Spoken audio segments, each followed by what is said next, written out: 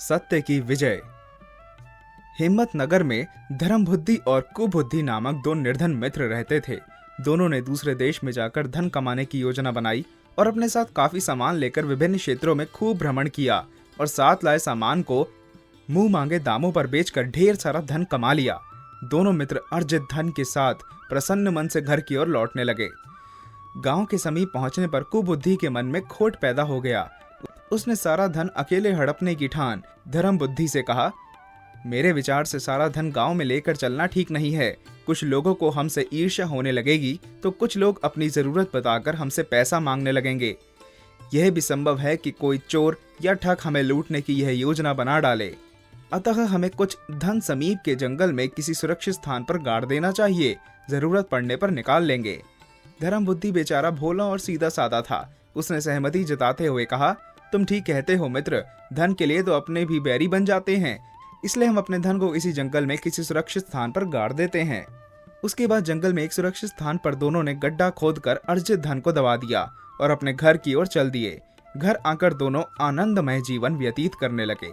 एक रात अवसर पाकर कुबुद्धि गड़े धन को चुपके से निकालकर अपने घर ले आया। कुछ दिन बाद पश्चात धर्मबुद्धि को धन की जरूरत पड़ी तो कुबुद्धि के साथ जंगल में जा पहुंचा। जहां उन्होंने धन गाड़ा था वहां पहुंचकर खोदने पर उन्हें कुछ भी नहीं मिला। कुबुद्धि फिर पीटने और रोने चीखने का अभिनय करते हुए कहने लगा, यह गड्ढा अभी ताजा खोदा वह फिर से भरा गया लगता है।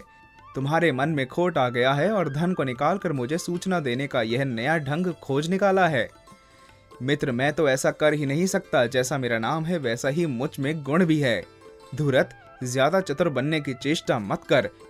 मुझसे धोखा करके धर्मात्मा बनने का अभिनय छोड़ और मेरे साथ न्यायाधीश के पास चल। इस प्रकार दोनों लड़ते झगड़ते न्यायाधीश के पास जा पहुंचे। पहले धर्मबुद्धि ने अपना पक्ष प्रस्तुत किया। जब कुबुद्धि की बारी आई तो एक योजना के तहत उसने कुटिल स्वर में कहा, हमारे विवाद में वृक्ष देवता स्वयं साक्षी रूप में विद्यमान है। कौन साधु है और कौन चोर, वह इस विषय में स्पष्ट रूप से बता देंगे। इसलिए संबंध में वाद विवाद की आवश्यकता ही कहाँ है। न्यायाधीश ने कुबुद्धि की बात को स्वीकार कर लिया और अगले दिन प्रातःकाल वृक्ष की गवाही लेने की घोषणा कर दी। कुबुद्धि ने घर आकर अपने पिता को सब कुछ बताते हुए कहा, पिताजी, अब अगर आप मेरी सहायता करें तो वह सारा धन हमारा हो सकता है, वरना सारा धन तो छिन ही जाएगा। साथ ही मुझे कारावास का कठोर दंड भी भुगतना पड़ सकता है। कुबुद्धि का पिता भी उसी की भांति कुटिल था। अतः वह कुबुद्धि की योजना के अनुसार प्रातःकाल होने से पहले ही उस वृक्ष की एक मोटी सी शाख पर काफी ऊंचाई पर घने पत्तों के बीच छिपकर बैठ गया। प्रातःकाल न्यायाधीश ने आकर वृक्ष को संबोधित करते हुए पूछा, वृक्षराज, कल तुम्हारे सामने किसी चोर ने इस जगह गड़े धन को चुराया है। इसलिए ईश्वर, सूर्य, चंद्रमा आदि को साक्षी मानकर बताएं कि धन किसने चुराया है। न्यायाधीश के वचन सुनकर वृक्ष की ऊपरी शाख पर छिपकर बैठे कुबुद्धि के पिता ने कहा, ईश्वर इस बात का साक्षी है कि यहाँ से सारा धन धर्मबुद्धि निकाल ले गया है। यह सुनकर धर्मबुद्धि आश्चर्यचकित रह गया। क्रोधावेश में अपने आप को और अपने साथ उस मिथ्यावादी वृक्ष को आग लगाने का निश्चय कर उसने वृक्ष के चारों ओर घास फूस इकट्ठी करके आग जलाई।